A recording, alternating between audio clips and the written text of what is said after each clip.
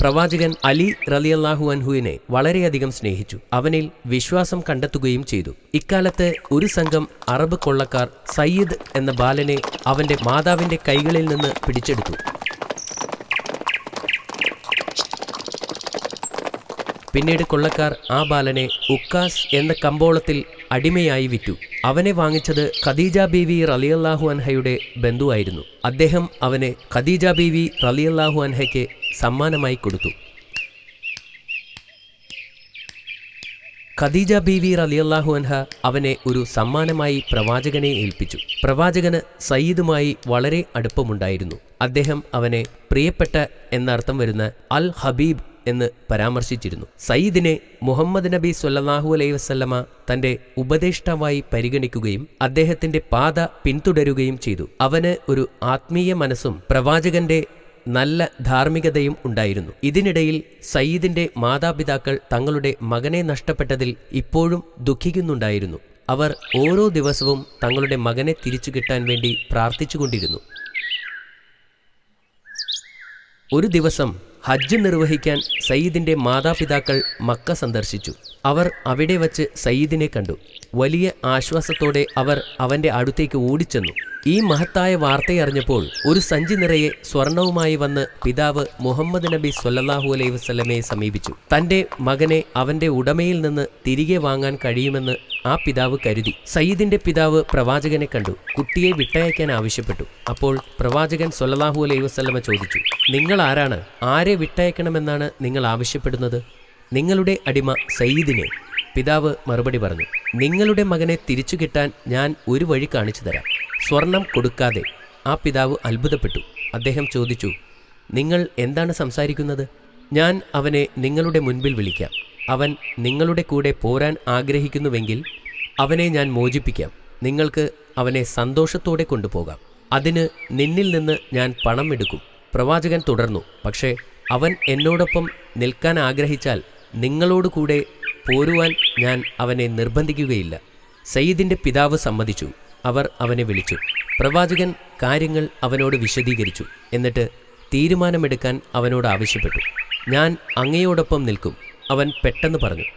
ഇത് കേട്ടപ്പോൾ അവൻ്റെ പിതാവ് ഞെട്ടി. അപ്പോൾ അദ്ദേഹം ചോദിച്ചു, ഒരു അടിമയെപ്പോലെ കഴിയാനാണോ ആഗ്രഹിക്കുന്നത്? അവൻ പറഞ്ഞു, പിതാവേ, ഇദ്ദേഹത്തിൻ്റെ ഗുണങ്ങൾ എന്നിൽ ആഴത്തിൽ സ്പർശിക്കുന്നു. സ്നേഹത്തോടെ പെരുമാറുകയും ചെയ്യുന്നു. എനിക്ക് അദ്ദേഹത്തെ വിട്ടു പോകാനും മറ്റെവിടെയെങ്കിലും ജീവിക്കാനും കഴിയില്ല. ഇത് കേട്ടപ്പോൾ പ്രവാചകന്റെ ഹൃദയം വിങ്ങിപ്പോയി. പ്രവാചകൻ സയ്യിദിനെ നഗരത്തിൻ്റെ മധ്യത്തിൽ കൊണ്ടു നിർത്തി. ഇവൻ എൻ്റെ മകനാണ്, ഞങ്ങൾ പരസ്പരം അവകാശപ്പെടുന്നു എന്ന് ഉച്ചത്തിൽ വിളിച്ചു പറഞ്ഞു. തൽഫലമായി ആ ദിവസങ്ങളിൽ സയ്യിദിനെ സയ്യിദ് ബിൻ മുഹമ്മദ് എന്ന് പുനർനാമകരണം ചെയ്തു. ഈ സ്നേഹബന്ധം അവസാന ശ്വാസം വരെ നീണ്ടു. മുഹമ്മദ് നബി സ്വല്ലല്ലാഹു അലൈഹി വസല്ലമയ്ക്ക് 40 വയസ്സായി. അദ്ദേഹം തൻ്റെ ജനത്തിൻ്റെ അവസ്ഥയെക്കുറിച്ച് ഓർത്ത് വളരെ സങ്കടപ്പെട്ടിരുന്നു. അദ്ദേഹത്തിൻ്റെ രാജ്യം യുദ്ധങ്ങളിൽ തകർന്നു. അദ്ദേഹത്തിൻ്റെ ജനം ബാബർ മതത്തിൽ കുടുങ്ങി. അവർ അന്ധവിശ്വാസികൾക്കും വിഗ്രഹാരാധനയ്ക്കും അടിമകളായിരുന്നു. ആളുകൾ പരസ്പരം എപ്പോഴും പോരടിച്ചുകൊണ്ടിരുന്നു. പലപ്പോഴും ഹീറ പർവ്വതത്തിലെ ഗുഹയ്ക്കകത്ത് ഒറ്റയ്ക്ക് പോയിരുന്ന് പ്രാർത്ഥിക്കുകയും ധ്യാനിക്കുകയും ചെയ്യുന്ന പതിവുണ്ടായിരുന്നു പ്രവാചകന്. പല രാത്രികളിലും അദ്ദേഹം അവിടെ ചിലവഴിച്ചിരുന്നു. തൻ്റെ ആഴത്തിലുള്ള ചിന്തകളും ആശയങ്ങളും അദ്ദേഹം സർവ്വലോകജ്ഞാനിയായ അള്ളാഹുവുമായി പങ്കുവച്ചിരുന്നു. അതുപോലെയുള്ള ഒരു രാത്രിയിൽ അടുത്തൊന്നും ആരും ഇല്ലാതിരുന്ന സമയത്ത് അള്ളാഹുവിൻ്റെ മലക്ക് മുഹമ്മദ് നബി സ്വല്ലല്ലാഹു അലൈഹി വസല്ലമയുടെ മുന്നിൽ പ്രത്യക്ഷപ്പെട്ടു. മലക്കിനെ കണ്ടപ്പോൾ പ്രവാചകൻ ആശ്ചര്യപ്പെട്ടു. അദ്ദേഹത്തിന് സ്വന്തം കണ്ണുകളെ വിശ്വസിക്കാൻ കഴിഞ്ഞില്ല. മലക്ക് അദ്ദേഹത്തോട് വായിക്കാൻ ആവശ്യപ്പെട്ടു. പഠിക്കാൻ പോയിട്ടില്ലാതിരുന്ന പ്രവാചകന് എങ്ങനെ വായിക്കാനാകും? എനിക്ക് വായിക്കാൻ അറിയില്ല എന്ന് പ്രവാചകൻ മലക്കിനോട് പറഞ്ഞു. പെട്ടെന്ന് മലക്ക് അദ്ദേഹത്തെ ഉയർത്തിയെടുത്ത് അമർത്തിപ്പിടിച്ചുകൊണ്ട് വീണ്ടും പറഞ്ഞു, വായിക്കുക. എനിക്ക് വായിക്കാൻ അറിയില്ല. പ്രവാചകൻ വീണ്ടും വിളിച്ചു പറഞ്ഞു. മലക്ക് അദ്ദേഹത്തെ ഒന്നുകൂടി ഞെക്കിപ്പിടിച്ചു. അപ്പോൾ നബിതങ്ങൾ തളർന്നുപോയി. മലക്ക് പറഞ്ഞു, വായിക്കുക. നിന്റെ നാഥന്റെ നാമത്തിൽ. മനുഷ്യനെ അവൻ ഭ്രൂണത്തിൽ നിന്നും സൃഷ്ടിച്ചിരിക്കുന്നു. നിന്റെ നാഥൻ അത്യധികം ശ്രേഷ്ഠനാണ്. അവൻ പേനയുപയോഗിച്ച് എഴുതാൻ പഠിപ്പിക്കും. ഒന്നും അറിയാത്തവനാണെങ്കിൽ പോലും. പ്രവാചകൻ വിറയ്ക്കുന്ന ഹൃദയത്തോടെ ആ വാക്കുകൾ ആവർത്തിച്ചു. താൻ അനുഭവിച്ച ആ സംഭവത്തിന്റെ അമ്പരപ്പിൽ അദ്ദേഹം വീട്ടിലേക്ക് പോയി. മുഹമ്മദ് നബി സ്വല്ലല്ലാഹു അലൈഹി വസല്ലമ തന്റെ വീട്ടിലേക്ക് കയറിയ ഉടനെ തന്നെ അദ്ദേഹത്തിന്റെ ഭാര്യയോട് പറഞ്ഞു, എന്നെ പൊതിയുക. ഇത് പറയുമ്പോൾ അദ്ദേഹം ഭയന്ന് വിറക്കുകയായിരുന്നു. അദ്ദേഹത്തിന്റെ ഭയം മുഴുവനായും നീങ്ങുന്നതുവരെ ഖദീജ ബീവി റളിയല്ലാഹു അൻഹ അദ്ദേഹത്തെ ഒരു പുതപ്പ് കൊണ്ട് മൂടി. സംഭവിച്ചത് എന്താണെന്ന് പ്രവാചകൻ വിശദീകരിച്ചു. അദ്ദേഹം പൂർത്തിയാക്കിയപ്പോൾ ഭാര്യയോട് ചോദിച്ചു, എനിക്ക് ഭ്രാന്തായെന്ന് തോന്നുന്നുണ്ടോ? അത്തരം ഒരു കാര്യം സംഭവിക്കില്ല. അവർ മറുപടി നൽകി, അള്ളാഹു അത് തടയും. അങ്ങ് പറയുന്നത് സത്യമാണ്. നിങ്ങൾ ഒരു ഉറച്ച വിശ്വാസിയാണ്. തുടർന്ന് ഖദീജ ബീവി റളിയല്ലാഹു അൻഹ അവരുടെ ബന്ധുവായ വരാവ ഇബ്നു നൗഫലിന്റെ അടുത്തേക്ക് പോയി. അദ്ദേഹം വൃദ്ധനും അന്ധനുമായിരുന്നു. അദ്ദേഹത്തിന് ഗ്രന്ഥങ്ങൾ നന്നായിട്ടറിയാമായിരുന്നു. അദ്ദേഹം ഗ്രന്ഥങ്ങൾ അറബിയിലേക്ക് വിവർത്തനം ചെയ്തിരുന്നു. പ്രവാചകന് സംഭവിച്ച കാര്യം അവർ അദ്ദേഹത്തോട് പറഞ്ഞപ്പോൾ അദ്ദേഹം പരിശുദ്ധൻ പരിശുദ്ധൻ എന്ന് പറഞ്ഞു. ഇത് മൂസാ നബി അലൈഹിസ്സലാമിന്റെ അടുക്കൽ വന്ന പരിശുദ്ധാത്മാവാണ്. അദ്ദേഹം തന്റെ ജനത്തിനു വേണ്ടി പ്രവാചകനാകും. ധീരനായിരിക്കാൻ അദ്ദേഹത്തോട് പറയുക. അദ്ദേഹം തുടർന്നും വെളിപ്പെടുത്തലുകൾ സ്വീകരിച്ചുകൊണ്ടിരിക്കുന്നു.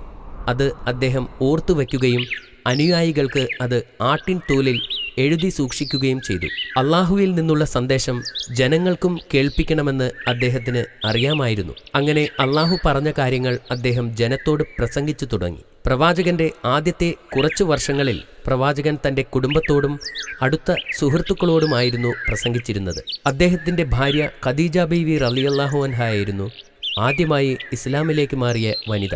അദ്ദേഹത്തിന്റെ ബന്ധു അലി റളിയല്ലാഹു അൻഹു ആയിരുന്നു ആദ്യമായി ഇസ്ലാമിലേക്ക് മാറിയ കുട്ടി. ഇസ്ലാം മതം സ്വീകരിച്ച ആദ്യത്തെ അടിമ സയ്യിദായിരുന്നു. ഇസ്ലാം മതം സ്വീകരിച്ച ആദ്യ സ്വതന്ത്ര പുരുഷൻ പ്രവാചകന്റെ പഴയ സുഹൃത്ത് അബൂബക്കർ ആയിരുന്നു.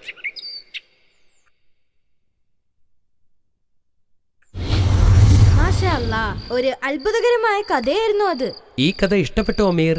യെസ്, ആളുകൾ അദ്ദേഹത്തെ വെറുത്തിരുന്നു. അതെ അമീർ, അത് വളരെ നിർഭാഗ്യകരമായിരുന്നു. മറ്റെല്ലാ പ്രവാചകരെയും പോലെ മുഹമ്മദ് നബി സ്വല്ലല്ലാഹു അലൈഹി വസല്ലമയ്ക്കും അനേകം എതിർപ്പുകൾ അഭിമുഖീകരിക്കേണ്ടി വന്നു. എന്നാൽ നബി തങ്ങൾ തളർന്നില്ല. അദ്ദേഹം തന്റെ ജനത്തോട് അള്ളാഹുവിന്റെ സന്ദേശങ്ങൾ പ്രസംഗിച്ചുകൊണ്ടേയിരുന്നു. നീ ചോദ്യങ്ങൾക്ക് തയ്യാറാണോ അമീർ? അതെ ബാബ. ശരി, സയ്യിദ് പ്രവാചകനെ എങ്ങനെയാണ് കണ്ടുമുട്ടിയത്? സയ്യിദിനെ ചില അറബി കൊള്ളക്കാർ തട്ടിക്കൊണ്ടു പോകുകയും പിന്നീട് സയ്യിദിനെ ഒരു അടിമയായി വിൽക്കുകയും ചെയ്തു. ഖദീജ ബീബിയുടെ ബന്ധുവാണ് സയ്യിദിനെ ചന്തയിൽ നിന്ന് വാങ്ങിയത്. മാതാപിതാക്കൾ വന്നിട്ടും സയ്യിദ് നബിയെ വിട്ടു പോകാൻ തയ്യാറാവാത്തത് എന്തുകൊണ്ടാണ്? പ്രവാചകൻ സയ്യിദിനെ അടിമയായി കണക്കാക്കിയിരുന്നില്ല. അദ്ദേഹം അവനെ നന്നായി സ്നേഹിച്ചിരുന്നു. മുഹമ്മദ് നബി സല്ലല്ലാഹു അലൈഹി വസല്ലം അവനെ നന്നായി പരിപാലിച്ചിരുന്നു. അതുകൊണ്ടാണ് അവൻ നബിയുടെ കൂടെ തങ്ങാൻ തീരുമാനിച്ചത്. അതും ശരിയാണ്. പ്രവാചകൻ സ്ഥിരമായി പ്രാർത്ഥിച്ചിരുന്ന മലയുടെ പേരെന്തായിരുന്നു? ഹിറ. അത് ഹിറയായിരുന്നു. അതും ശരിയാണ്. മലക്ക് വായിക്കാൻ പറഞ്ഞിട്ടും പ്രവാചകന് വായിക്കാൻ കഴിയാതിരുന്നത് എന്തുകൊണ്ടാണ്? അദ്ദേഹത്തിന് വേണ്ടത്ര വിദ്യാഭ്യാസം ലഭിച്ചിരുന്നില്ല. അതുകൊണ്ടായിരുന്നു. ഇസ്ലാം മതം സ്വീകരിച്ച ആദ്യത്തെ വനിതയാരാണ്? അത് ഖദീജ ബീബിയായിരുന്നു. ഇസ്ലാമിലേക്ക് പരിവർത്തനം ചെയ്യപ്പെടുന്ന ആദ്യ കുട്ടിയാരാണ്? അത് നബിയുടെ ബന്ധു അലിയായിരുന്നു. ഇനി ഇസ്ലാം മതം സ്വീകരിച്ച ആദ്യത്തെ അടിമയുടെ പേരെന്താണെന്ന് പറയാമോ? അൽസൈദായിരുന്നു. ഇസ്ലാമിലേക്ക് പരിവർത്തനം ചെയ്യപ്പെട്ട ആദ്യത്തെ സ്വതന്ത്ര വ്യക്തിയുടെ പേരെന്താണ്? അത് നബിയുടെ സുഹൃത്ത് അബൂബക്കർ റളിയല്ലാഹു അൻഹു. മാഷാ അല്ലാഹ്, നീ പറഞ്ഞ എല്ലാ ഉത്തരങ്ങളും ശരി തന്നെയാണ്. താങ്ക് യു ബാബ. ഇന്നത്തേക്ക് ഇത് മതി. നാളെ മുഹമ്മദ് നബി സ്വല്ലല്ലാഹു അലൈഹി വസല്ലമയുടെ ബാക്കി